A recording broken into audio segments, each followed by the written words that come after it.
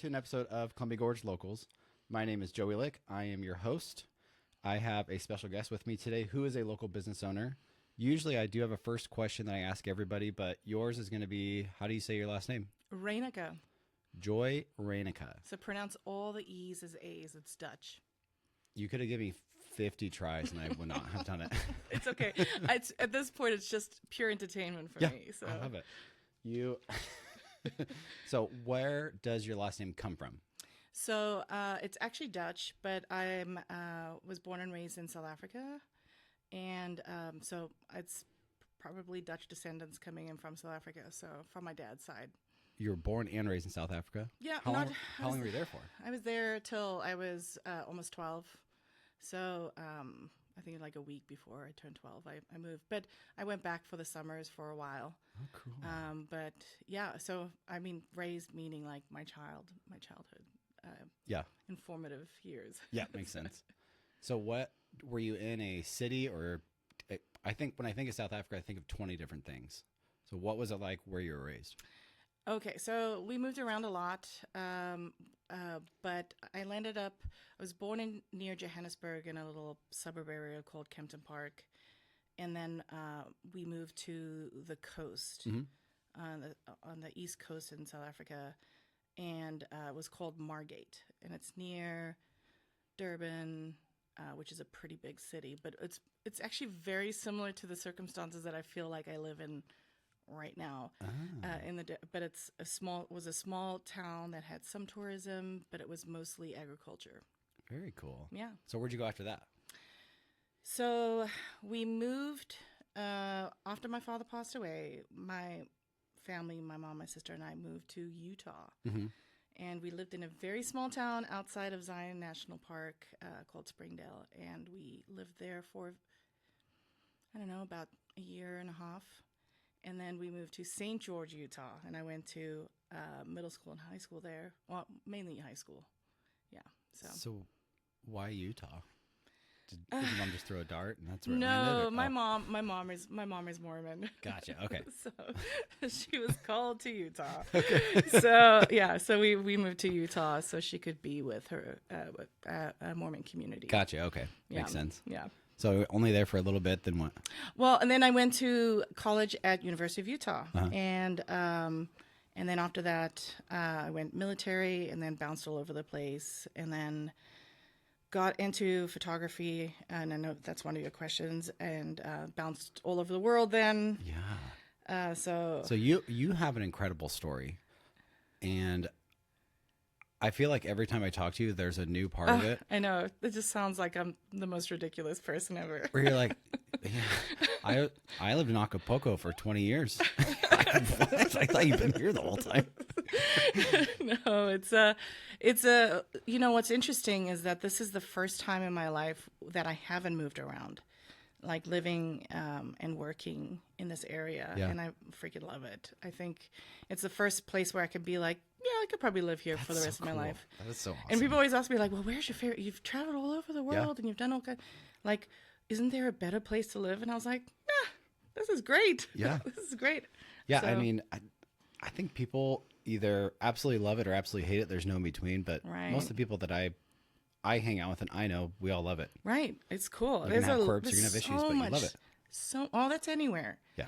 When you have traveled all around the world, you realize that like everywhere has its problems. Mm-hmm. Sometimes they're more, sometimes they're less, but like there's pros and cons to everything. Yeah. And everywhere, part of it is like making the decision to be somewhere, and then just trusting that you've made a good choice. And also the freedom to know, like, if you don't like it, you can leave. So yeah, absolutely. So where did you spend your time in the military at? Oh gosh, I started at Hill Air Force Base, and then I bounced around. Where's that at?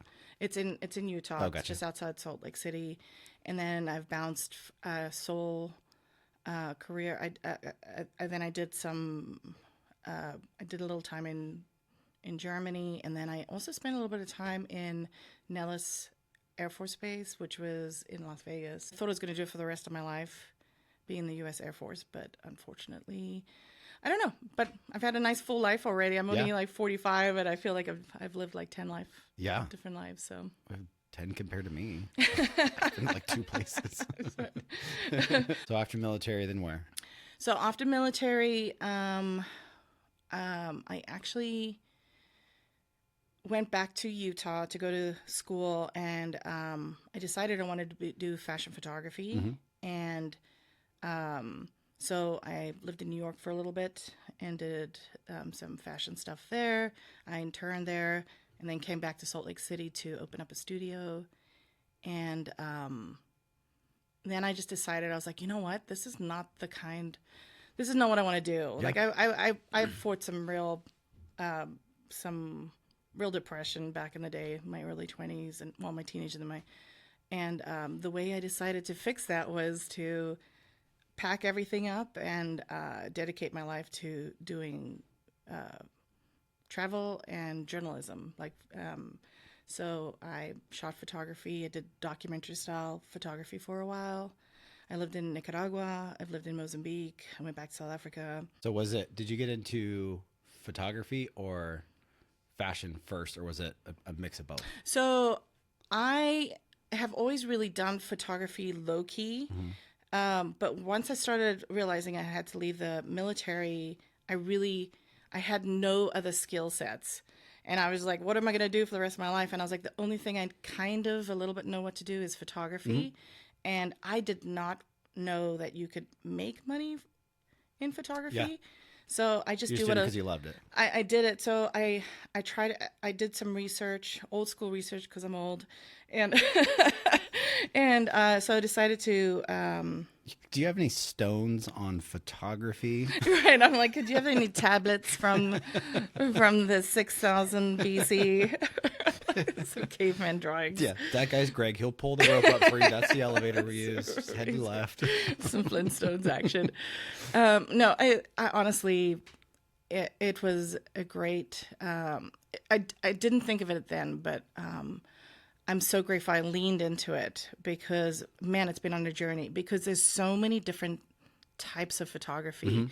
And I felt like I've done about 90% of all the photographies there are in the world because I'm like, cool. Let's see if we could do this, And I've even actually I actually do real estate photography, and the only thing I don't do is drones, but that's coming up. But yeah, I did the fashion because I was like, I really loved the creativity of fashion. I thought it was so beautiful.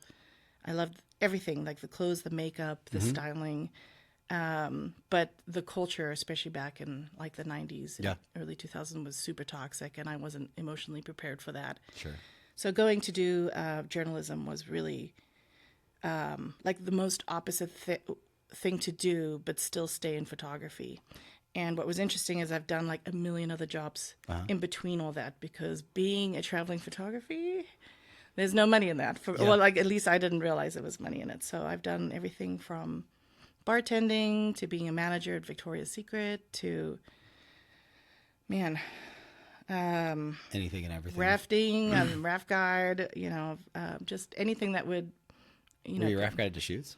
Yeah. Nice. For 3 years, I was Very a raft cool. guide. That's why we ended up in Maupin. So, yeah. That's going to be one of my questions, because you have been all around the world, Nicaragua, everywhere, and then you're like, Maupin's a place, and it's. I know because I've talked to you. Yeah. And then when you tell me about it, I'm like, oh, that makes sense. Right. That's why you love it. Yeah, I do. I love it a lot. And anyone that knows me knows that I deeply love what Maupin has brought to me and my family. Yeah. So, yeah. What brought you to Maupin initially? Okay. So one of my many jobs, my husband and I used to work for wilderness therapy programs where they used to take kids and put them in the wilderness to kind of help them with behavioral issues and stuff. And we were field workers. And one of the lead field workers named Ricky, so we would work 2 weeks on, 2 weeks off.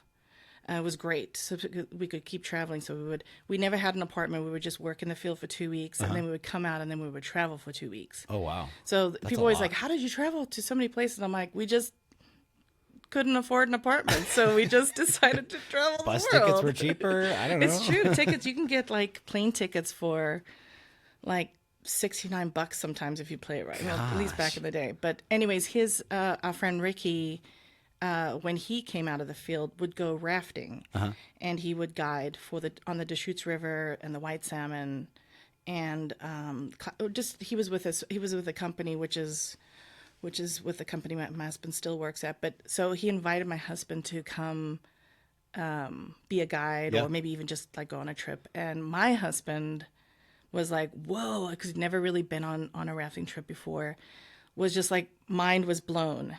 And it was in Maupin. Yeah. And where were we at? We were in Bend at the time. That's where the company was at that time, was in Bend. So he went and did the whole Deschutes thing. And then I would go, I was traveling and still doing photojournalism, but sometimes I would come to Maupin and shoot photography on the river, like the people on the sides, and shoot the rafters and stuff like that. So was this before he got that job offer or after? After. Okay, so my husband and I have been together for like 23 years. Wow. We've traveled and done all these things together. Yeah. So when I say like, yeah, I did this thing, I'm most likely with my husband, or he's doing one thing and I'm another, and we'll end up coming back later. So. But he came rafting, and then I was like, oh, let me come and check it out, because that's what I did.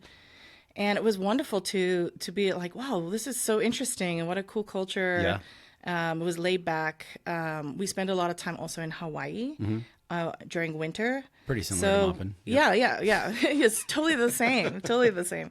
But what's interesting is, I know you were joking there, but it's actually really like, because it's like the same people, like the people that work, okay, that makes sense. Like they work, they travel. So we met a lot of people like us, where we were like, they're rafting, and then in the winter they would either go to the mountain and be guides there, or they would go to Hawaii and be guides there. Yeah.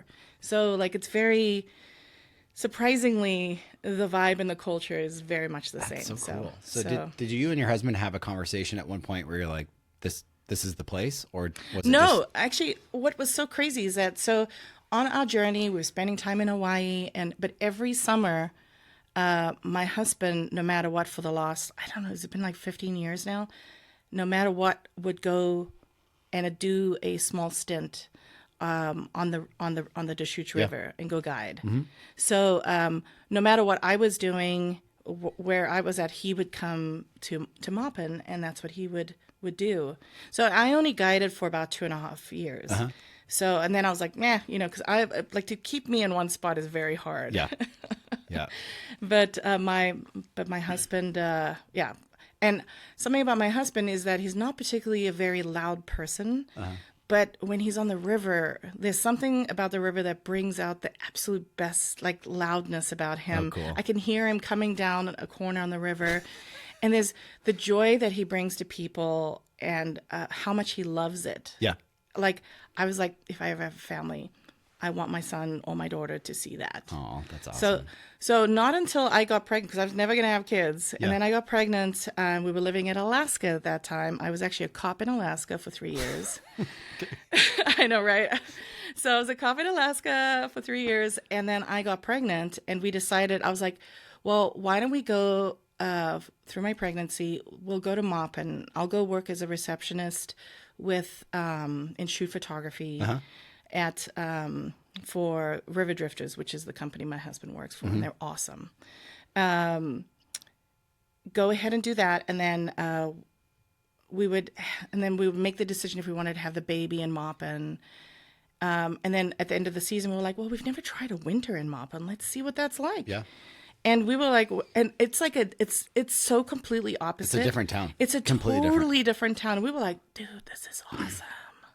It's like all the locals just kind of crawl out of wherever they were hiding during the summer. They summer hibernate. They're like, oh yeah, totally, like just wiping their Are eyes we free? and being like, oh my God, the lights. But it was just such a different vibe. And usually by that time we were either in Hawaii or somewhere hot. Like, we always landed up in somewhere hot, except for the 3 years in Alaska. Yeah.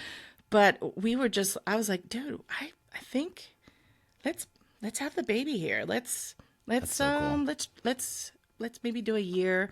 And we ended up finding a great place to stay, and the community was just so I don't know. I know people have like a beef with small towns and stuff, but I've always really gravitated to small places. Yeah. Even in my big journeys, I've always landed up like landing in a small place. Like in Nicaragua, we landed up staying in a little place called Abiejo. You know, in Hawaii, we landed up staying in a very small community on Kauai called Moloa. You know, like we just love that kind of small Tight-knit community. Community, and you know, like we kind of keep to ourselves. You know, we like to watch a drama sometimes. You know, but it's got nothing to do with us. We're just grateful to be there and be a part of something. I've always loved Maupin. Like I spent so many summers there from high school, several years after, rafting nonstop, and every time we're like, let's go do something fun. Let's go to Maupin. So fun, fun, and you know, honestly, as I've become a grumpy old lady, sometimes I'm like, oh, those kids, you know, during the summer, they just act, you know, but I love, because my husband is still a guide in the summers. And, you know, when I see the guides, you know, I mean, maybe they can make or break a whole trip. Totally. But they're such good people, you know, generally, I think like a good 87.5% of the guides are just amazing, fun, loving people. And like, I'm grateful. Now my son is 11 and he actually goes on the boat with my husband the whole summer, like every single trip. Cool. My husband specifically picks family boats because he's very good with making parents comfortable. What a fun time to spend with somebody else. My son is just like turned into like a little mini raft guide. He's like, okay, I've got the kids, you know, I'll teach them how to ride the bull, you know, sit in the front of the boat. So and just like, it's such a big part of our life. And even though I'm not necessarily in that culture anymore, but I love, and I knew it. I knew that if we lived that, and my husband raised, you know, my son around the river. Yeah. And it's got to be part of your life. It's amazing. And they're just like, my son gets so excited. Like he's ready to go, you know, he's ready to go rafting. And I'm like, aren't you sick of it? It's like 3 months in. And he's like, no, Mom, it's so cool, you know? Yeah, they live for it out there. Yeah. And I remember we went on several trips with people who knew the river and who have guided the river. And my buddy and I were like, oh, yeah, we're going to borrow one of these rafts. We got this. We know this whole place. It was such, for people who don't know, Deschutes River, it's a lot of fun, and it can be terrifying. If you don't know where you're going, you will flip. Right. You're going to lose life jackets. Places. You're going to lose coolers. You're going to lose people. I remember one time one of my buddies was just spinning around in a whirlpool, and he couldn't get out because he's like panic splashing everyone. I'm like, dude, just stop moving. Stop moving. But my advice is poor too, because I didn't know what I was doing. Exactly. But we took him out, man, and I think we flipped 3 times. I think we also did not air up the raft enough, but it got to the point towards the end where one of our buddies, we messed with him too much the whole time, so we probably shouldn't have, but I think he drank too much, and so we were almost to the pullout. He's in the front, and he just kind of like rolls out of the raft and flops out. He's trying to doggy paddle to the rocks, and he can't get up the rocks. We're like, dude, we're 2 minutes from it. Just wait. He's like, I'm sick of you guys. I know, right? You guys suck at this. So we're like, all right. Well, yeah. Maybe we shouldn't be the guys. And you know what? Honestly, this is what I always say, that, you know, you can rent the boat, and there's lots of places you can rent it. But if you really, truly want to have the greatest time on the river, go with a company. Oh yeah, absolutely. You know, and what I love, you know, people always say, oh, what's the favorite company? I'm like, of course it's the company that my husband works for. Yeah. I've worked for them. They bring great joy. River Drifters is amazing. But like, there's a company in town that's totally your vibe. Like, you have some people, if you want to drink and be crazy, there's actually like companies that are like, yeah, sure. I mean, you're not necessarily, but there's a different, like, go. It is illegal. You can get a buoy, boating under the influence. Yeah. Illegal. That's all you need to know. You know, but I mean, like, go have a good time, go be safe, you know. But if you really truly want to be safe and have the best adventure, cough up a couple extra bucks and go with a guide. They'll just, especially if you're not going to go all the time, it's worth it. Yes. It's like fishing with a guide. Yes. It's expensive, but you don't have to bait your broads. You say, hey, we're going to be there at 6, and they're waiting for you on the boat. You don't have to gas up the boat. You don't have to unload it. You don't have to get all the stuff ready. It just makes that experience so much better. Exactly. 100%. And the guides in Maupin too for fly fishing are incredible. Oh yeah, they're just like the best. It's like world renowned. Actually, when I have clients fly in from other places and the husbands come with them and they're like, oh my god, this is gonna be the worst. I'm like, you need to go fly fishing. They're like, oh, I've never done that. I'm like, and that's why you're gonna go fly fishing for the next 8 hours. Do you have like a husband package? I want to, but I don't get enough of that, but it is something to look into. It is something to. You can have him do like like one of those things like, do you enjoy fishing? Yes. And then you go to this side. Are you interested in fishing? You go to this side. Do you enjoy music? Yes. No. Just work your way down. That would be a great idea. I honestly feel like that the best thing I can do for someone that is not getting photographed is to get them out of there. Because they'll just they'll bring a whole fantastic thing down if you don't. So yeah, no. Bars 4 ways are about 4 blocks that way. No, that's even go worse. Down to the river, it's about 2 miles that way. I'm like, send them somewhere where I know that 6 to 8 hours they will be busy and happy. So what? Sorry, back to your business. Why did you decide downtown the Dalles for your business? Okay, so I actually wasn't really supposed to start having a brick and mortar until last year.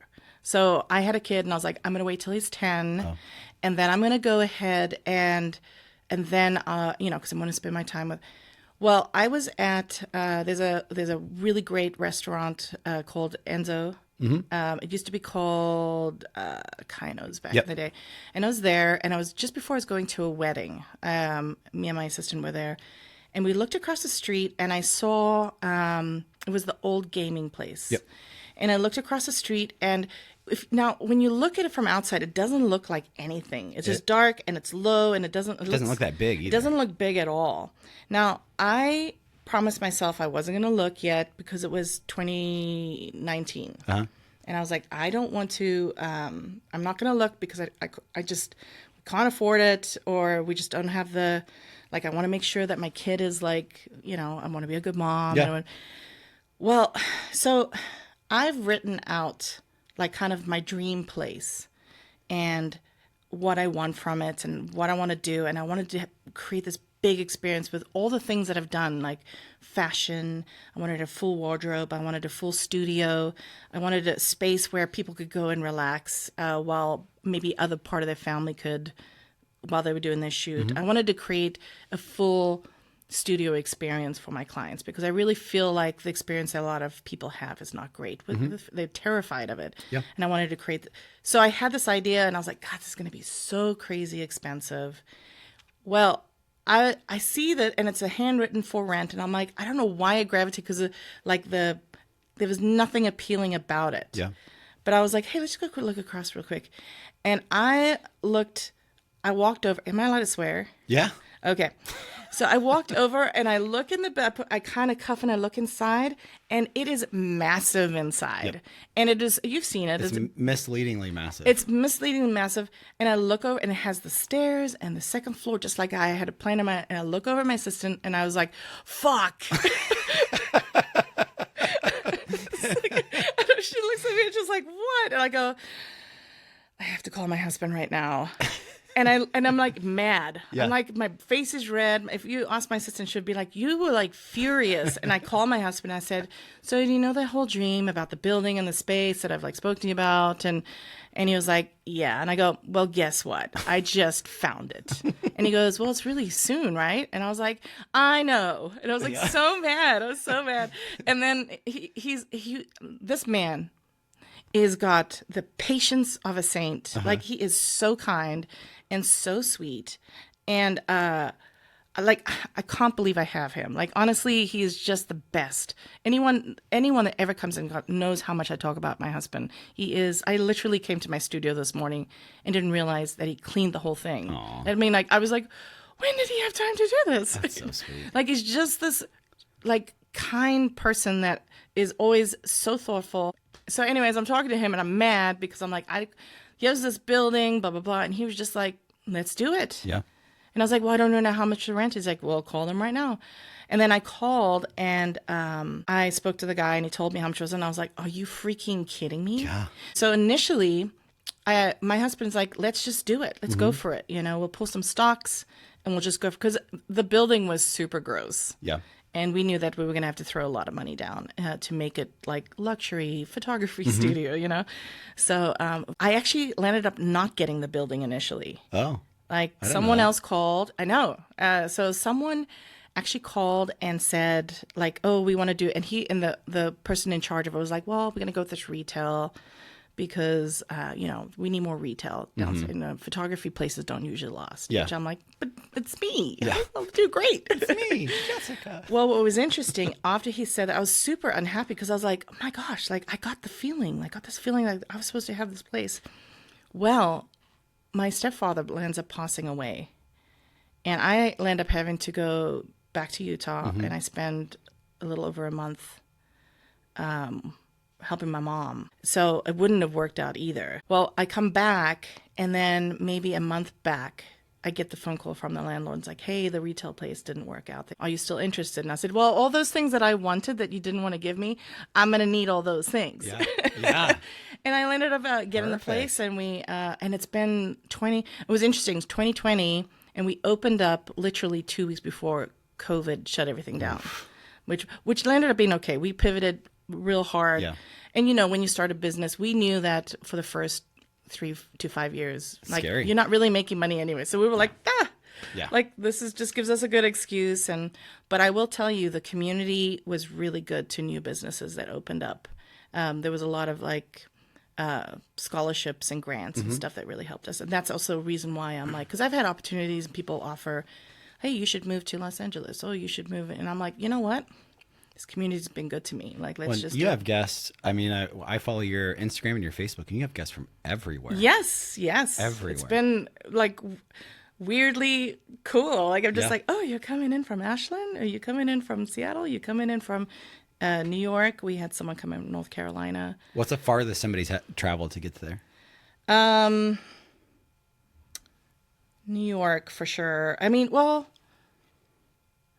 I've had people from like overseas, but they were coming anyways. Gotcha. So, and then I had someone once come in from, I thought they were coming in from Vancouver, Washington. And I was like, because, you know, when people come in and I never assume if you have an accent, I have an accent. So I'm not going to be like, oh, you're from blah. I'm like, if you tell me you're from Vancouver, Washington, you know, like, I'm like, okay, Sure. cool. Yeah. Well, she brought 2 toddlers from Vancouver, Canada. Oh man. By herself just to have. She drove. She drove just so she could have mommy and me photos That's with crazy. me. And when she came in and she with a little French accent, and I was like, oh, you know, what's the trip was like an hour or something? And she goes, no, Joy, I drove like over 5 hours and add 2 extra because the toddlers. Jeez. And I was like, you came from Canada? And she was like, yeah. And I was like, I was just like, oh my gosh, like I was so flattered. Well, and that speaks to how great your photography is. I mean, your photographs and your videos are amazing. Oh, thank They're you. absolutely stunning. Like every time I see them, like, how did she do that in that studio? That's insane. I mean, it's just a space like anything, right? I Yeah. mean, it's people assume that if you live in a small town, like your photography is just gonna, like your lighting equipment's not gonna be like lighting equipment or something, you know? Like Yeah. I'm like, no, I mean, like, but I've been shooting for almost 25 years, Yeah. if not more, you know, and I've done so many different types of photography, and it's just been a pleasure to like be still and be like, oh, I know how to do these things. Well, you the know? whole time you're doing it, you're like talking, having a good time, Oh my having gosh, the fun, best. and I'm like, how is she doing this? Oh man, Like, I can barely stand here and watch her, and she's getting all the stuff set up. It's like, oh, it's gonna look perfect. I'm like, okay. that Well, you sounds know, cool. it does, like a lot of folks, if you have had a shoot with me, know that I can do 10 looks, but it will take like 6 hours. Yep. you Yep. know? It takes a long time, but it shows. I mean, you took pictures of my wife, and they were Oh my God. incredible. Your wife is so beautiful. Oh my God. Those were so good. That, and you know, the fact that she came in and she's like, no, I hate, like, I look terrible in photos. And I was like, have you seen yourself? Dude, she's so beautiful. I will Yeah. absolutely. And I also have your chairs. Oh yeah. Every time I shoot it, I'm like, I gotta grandma's get chairs. Grandma chairs. Yeah. I forgot about I that. always tell people I'm a slut for chairs. Like, give me a chair. So many different chairs. You go to people's house like, you getting rid of those? It's a problem. Really? I went to Imperial Hotel in Maupin. Yep. I was shooting the photography of the rooms, and there was this leather chair, and she's like, "Oh, I hate this chair. It's so uncomfortable."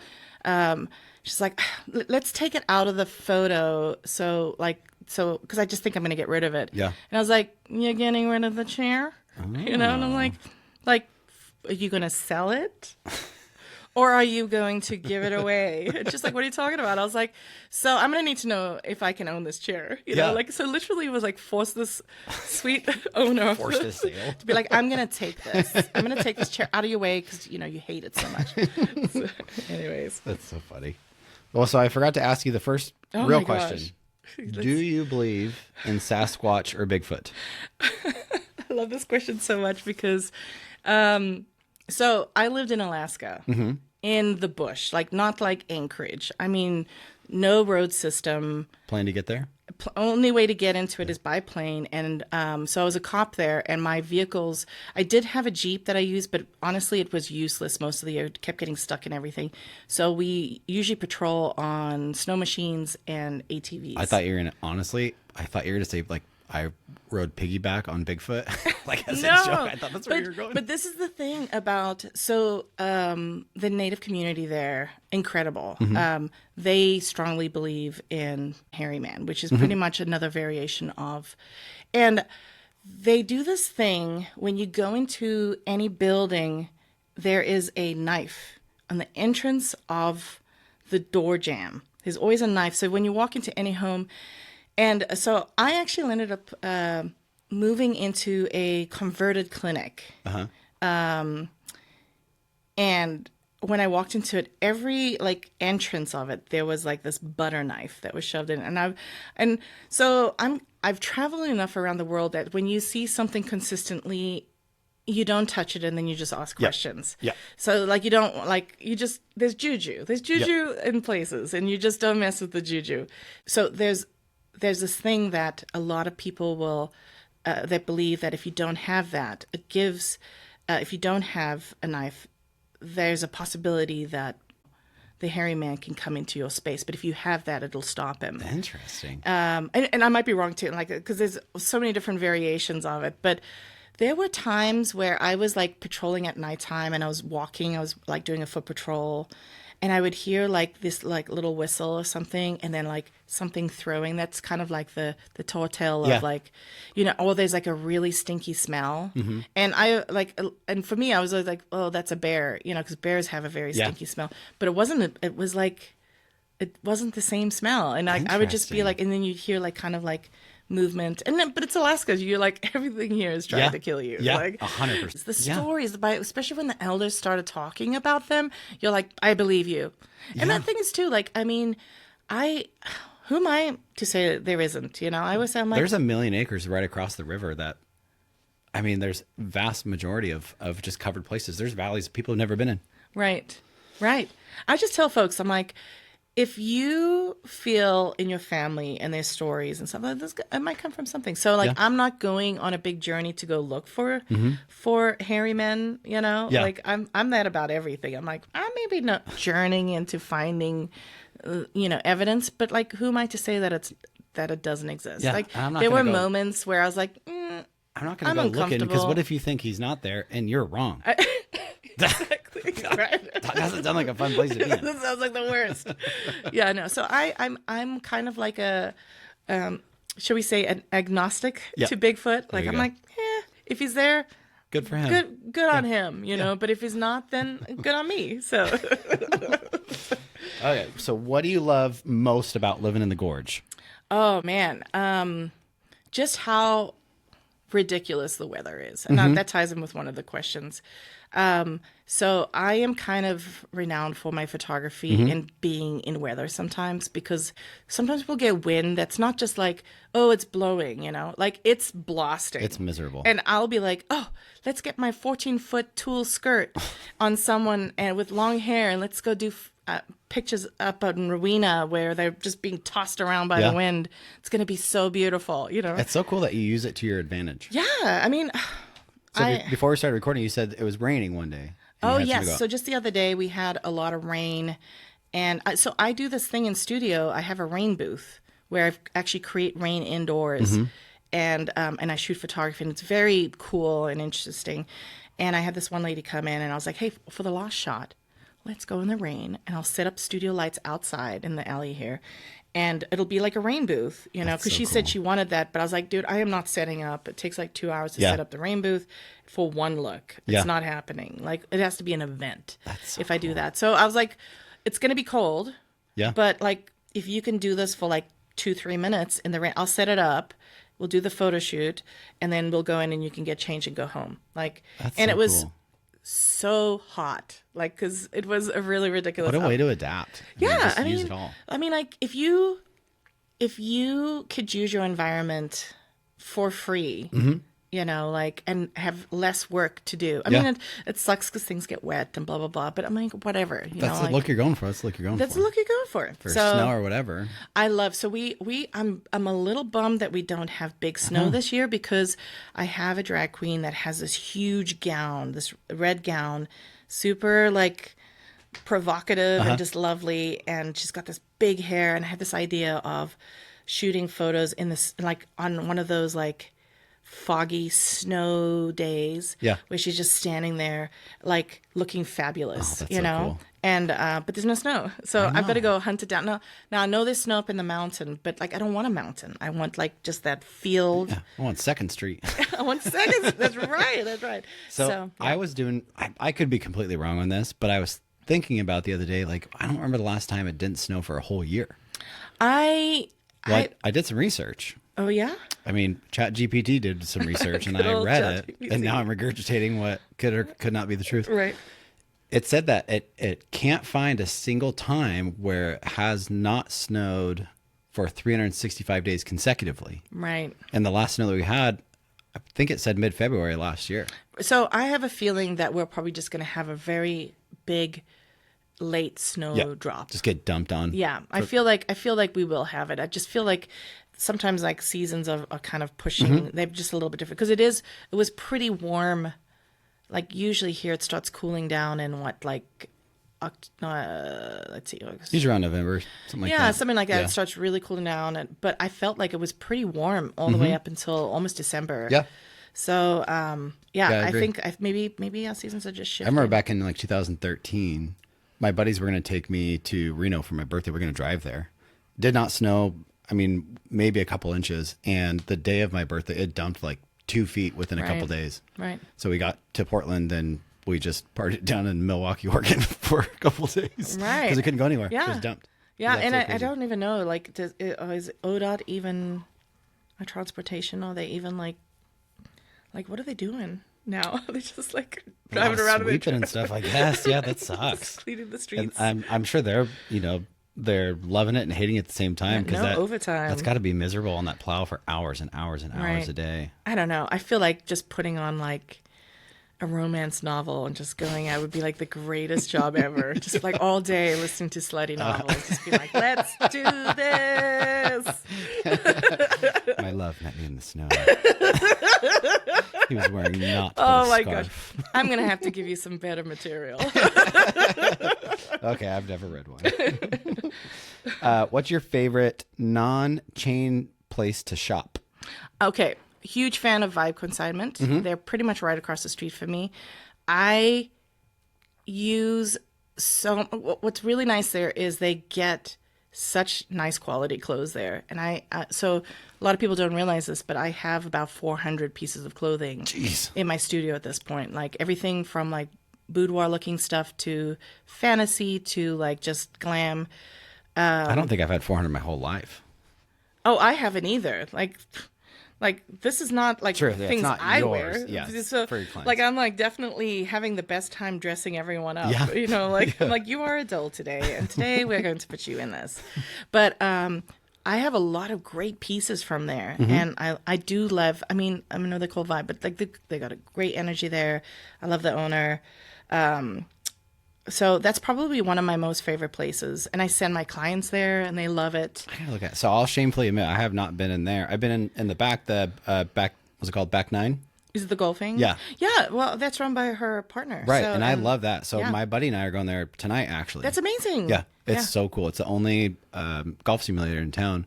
And I suck at golf, but it's super fun to whack a ball to screen and see Yeah, what that's great. happens. It's very, very entrepreneurial of them to kind of use the space so responsibly. No, it's set up great. There's like, I don't know. I'm sure there's over 100 different courses you can choose on there. See, I didn't and know that. It's, That's great. it's a lot of fun, and I they think just they would kind of love to set hear you up, that. and they're like, "All right, have fun." Like you just do your own thing. It's really cool. Amazing. That's really great. I'm so glad to hear that. Yeah, this is one of those moments where I'm like, I really should get to know the like people more in the Dalles, you know, because I do travel quite a lot, so I don't know. But I love that a lot. Enzo, What about favorite non-chain food place? that's Enzo? Enzo's. Oh, it's so hard actually. There's so many.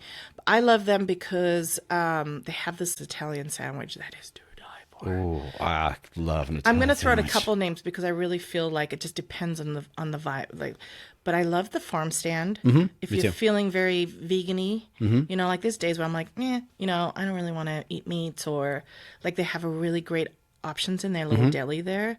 And I have a lot of clients that have like food restrictions, and they have just crushed it. I never thought about that aspect. Yeah, they've totally crushed it. Like, usually for my consultations, we do like a tea, and people will come, and I'll get stuff from like Petite Provence, like little snacky stuff. But the farm stand is great for clients that can't have a lot of those like buttery, yummy things. Good idea. When I'm in a hurry, that's usually my go-to. They have that cold section in the front. Yeah, And they always have these pastrami sandwiches in there. right. And they're delicious. And so I Right. can grab one of those real quick and take off. Yeah, So I don't eat like crap. I'm super happy that I hope they're doing very well, and I that hope can so, stick too. around forever, because it's one of those places where you're like, people are shocked that a place like that is here. Yeah. But there is no reason why it shouldn't be here. Yeah, absolutely. That's a really good aspect. On Yeah. And then oh my gosh, and then the Mexican food in this town is some of the best I've ever had. I'm getting hungry. You know, I know, right? I know. The Grand, is it the Le Grand? Gosh, I forgot the name.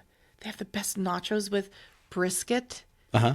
Holy smokes! Ooh. And their meat is good. Yeah. But like, it's the one across from Sinclair's. Oh, I yeah, guess. yeah. Yeah, they just opened, it was like a year or two ago. Yeah, they're so good. The meat is amazing. We've only had it a couple times. We got to go again. Yeah, and then if I want to like be fancy Mexican, Mirador, Casa del Why am I Casa del saying? Mirador, yeah. Oh, what do I like? Like, come on, Joy, get it together. And then for You good, think about that brisket. I know. I'm like, I've been wanting to get that for a long time, but yeah, there's some really, and like, everyone's like, oh, there's no place to eat. Maybe there's not anything to eat past like 7 p.m. Yeah. You know, but there's some great options here. I know there's some Indian, 100%. there's some other, but there's some options here, and yeah, like don't be afraid. Come try things. Yeah, there's over 10 places just downtown. Exactly. You know, and there's a lot of other places that that are probably amazing that I can't eat because I'm unfortunately on a weight loss journey. Aw, Boo. that's so unfunny. You know, that would be cool, like doing a food crawl. You know, they do bar crawls. Do like a food Yeah. crawl. Where you just go Oh. sample a little bit from each place. I think it would be smart for this town That'd be to cool. do that. I Yeah. like that. Anyone that wants to do that should do it. Yeah. Do you have a weather-related story? Summer and winter, worst case scenario, both sides, in the gorge. Yes. Okay. So when I was a raft guide in Maupin, so we get a lot of like wildfires here. And summer wildfires are so intense. We were doing a multi-day trip. My husband was gearboat. I think it was a Boy Scout group. And they came in from Seattle and were coming down. And we missed the ranger coming in to tell people to get off the river Oh no! So by you're just like having a blast minutes. in the river. So we passed by, And all of a sudden, so all the people think that they've pulled everyone off the river. Yeah. But we've managed to slip by without, we had no idea. I mean, we could see there's smoke, but we're like, oh, it's been smoky like this forever. Yeah. We go through just by, maybe there's a rapid that's very dangerous. It's a class 4, sometimes 5. It's called White Horse. And it's probably the worst part on the whole river. So just before we get there, we decide to pull off because we can kind of see some flames. And we're like, whoa, like that's really close. It's across the river. And we're like, oh my gosh, like this is so bad. We go to this camp and it's maybe like 2 miles from White Horse. Because we like, okay, it's getting dark. We don't want to like go down. Well, we look behind us on our side of the river and we're like, wait, there's fire there too. Oh no. And we're like, wait a minute, like what is going on? So at that time, because it was a while ago, this was just before I was a cop, we didn't have sat phones at that time. I know they do now, and we were like, oh my gosh, like what's going on? And we're like, wait, that fire, because the river's twisting. So you're like, oh, it might just be on the other side of the river, but we've done this river enough. We're like, no, that's on our side and it's coming fast. Oh no. So we're just like, so we're sitting there, we go to the scout leader and we're like, so we think that there's a fire on both sides of the river and they're coming in and they're coming in fast and it's like nighttime. Oh. So we're like, we're going to have to go to a place and we're looking down the river and we're kind of like, oh man, it is going to be so like, it looks like it's pretty far. And it was like it was down for miles and miles and miles. And miles. So what we decided to do, and we were with another guide and he was fairly new. He was so new and that was his first time ever going down and he hadn't gone down White River before.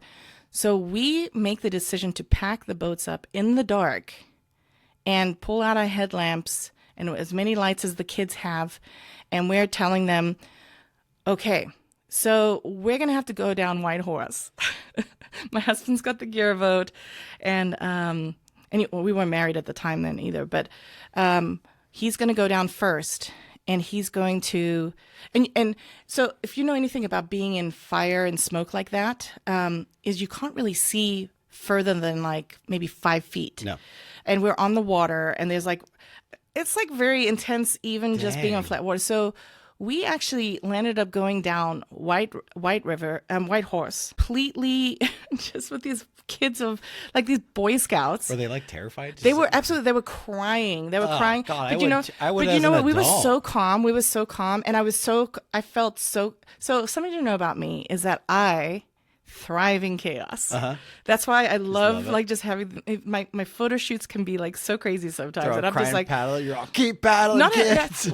We just told them. I sat just sitting them down and being like, you need to understand that you have to listen to everything. If we tell you to paddle, you will paddle. Yeah. You will stop when we say stop. You will not freeze. I'm like, every Boy Scout training that you've had, I mean, these are like 13, 14-year-old boys. And we're just like, you got to keep it together. He's like, I knew I should have skipped this one.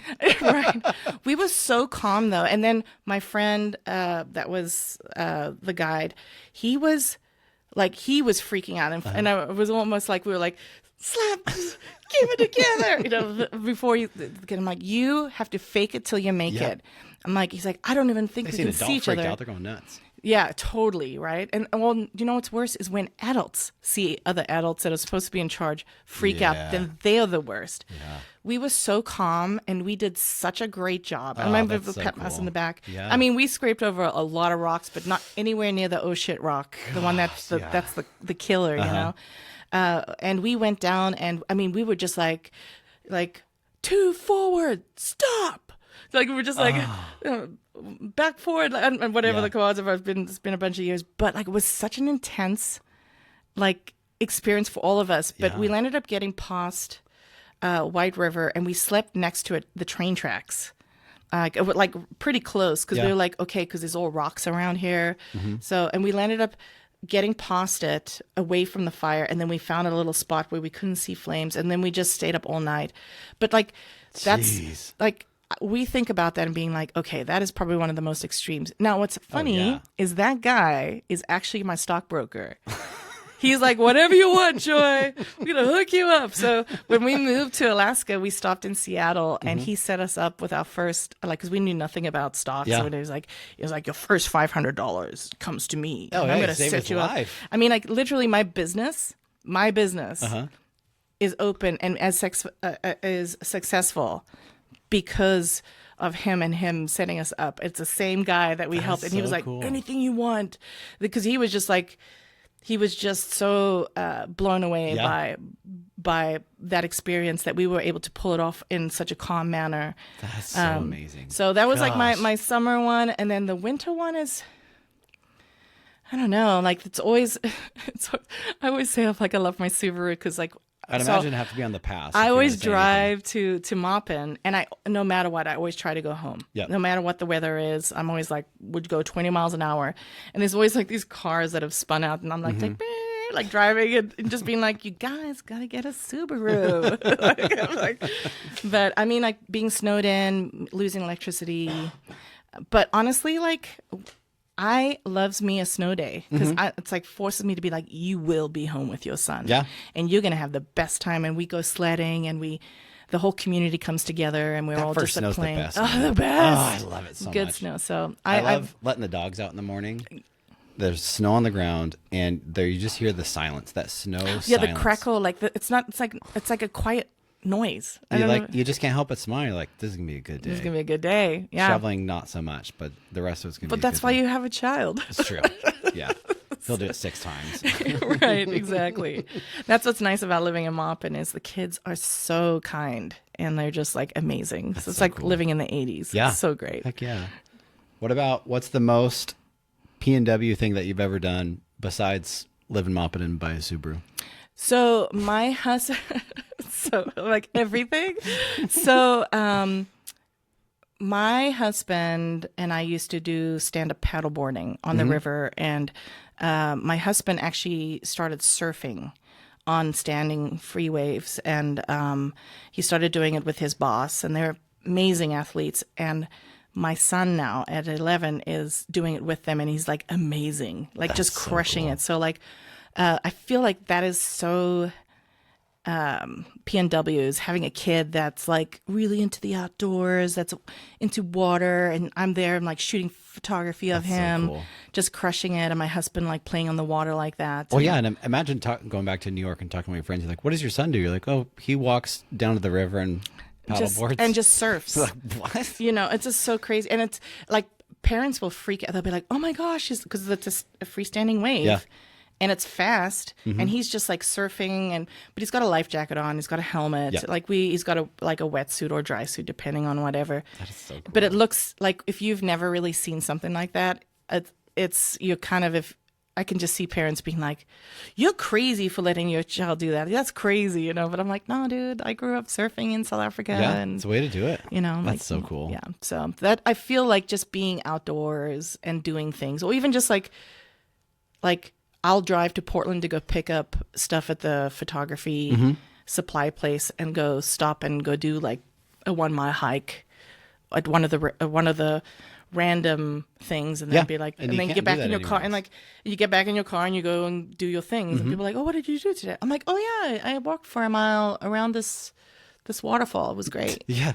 Where else can you do that? It's amazing. It just we live in such a gorgeous place. Oh yeah. Yeah. So I don't know. Did that answer the question? Yeah, absolutely. So last question for you. Every guest has to leave with a gorge confession. Oh God. And so this is something that, I mean, maybe a lot, but mostly locals would understand. Like, you hit a deer and said sorry to him, or you saw a raccoon outside and you invited it in for dinner, or something like that you can think of. Oh my gosh, that's so hard. I pick up a lot of Native American hitchhikers. You do? I do. If I see it, no matter, like I drive them. I drive them home. I mean, that's so nice, but that's so. What if they're not? How do you know they're from here or not? Oh, I don't know. Like, you see them a lot at a lot of the folks that I know will go fishing at Sheer Falls. Okay. So sometimes I'll recognize them, but then also like I don't know. So what? Wait. I shouldn't have said this. This is a terrible question. I don't like it. What's your mental checklist when you see somebody? Like, do you have like a safety protocol that you go through? No, I mean, like, I feel like I'm a little more dangerous than most people. Sure. Like, I know that sounds really scary, but I'm like, I don't know, like, I mean, it's incredibly nice to do. I don't even think, I think I would be too scared to pick up some random hitchhiker. I guess it changes because you know them if you've seen them fishing or something. But I don't know. I just feel like if they're walking on the 197 and they're like 40 miles away from the turn-in to go to Warm Springs, and I'm like, that makes dude, sense. listen here. Like, he's not hitchhiking. He's not putting his like thumb out or anything. Usually it's like, I'm going to walk until like a family member like will see me or something. And, and they're always super shocked when I'm like, hey, do you need a ride? And they'll be like, from you? They're like there's this confusion, you know, and I'm like, and I'm just like, that's fine. Like, or like a lot of times, they'll be fishing and they'll get stuck in Maupin and they'll be waiting for it. And then I'll be like, hey, you've been sitting here for like, I don't know, like 5 hours in the Maupin, because I live right across the street from the park there. Gotcha. And they'll be like, yeah, well, I was hoping a family member would come walk by or drive by. And I'm like, well, I mean, dude, that is so nice of you. That is incredible. I don't know. That is really nice. It's a weird thing to like. When you first said it, my first thought was, you're just driving down 84 and you just see a random person walking. Like, I'm gonna pick him up. That was where my head went. But you're talking about in Maupin. No, even here on the Dalles. That's so funny. Perfect. I absolutely love it. I think the worst thing that's ever happened is that I was told that I wasn't allowed to drop him off on a specific part of Warm Springs because there were small people and they would attack me. And I was like, I have no interest in that. Yeah. I have no interest in being attacked by a superstitious small person. Yeah, no kidding. So you tell me where to go, and that's where I'll park. Right. I'm like, I'll take you to your house. Yeah, if we got to pass that portion going 110, little Subi Let's can do it. We're fine. You know, so, and then, I mean, that's so funny. I know, is that a weird confession? I feel like No, I threw me off. I admit, I understand it now. That is so hilarious, and I absolutely love it. That's absolutely what I was looking for. I know everyone's gonna be like, okay, we like Joy, but now she's lost her damn mind. So, Joy, if people want to book you for photography, where can they go? What's your website first? So it's my name. It's Joy Reyneke photo, actually. Joy Reyneke photo. I'll put it in the description too. Yeah, and then if you are a social media person, you can go to Joy Reyneke Photography on Instagram and Facebook. I literally have my phone number on my front door of my studio. There is no excuse not to be able to find me. Yeah, heck you can plug me in Google if you want, and all the information is there too. So, but it is spelled Reyneke. That's the last name. So. Yeah. Thank you so much for coming. This is so much fun. This was fun. Thank you. It was great. It was like I normally have a conversation with you. It's been a really good time. Okay. Thank you. Awesome.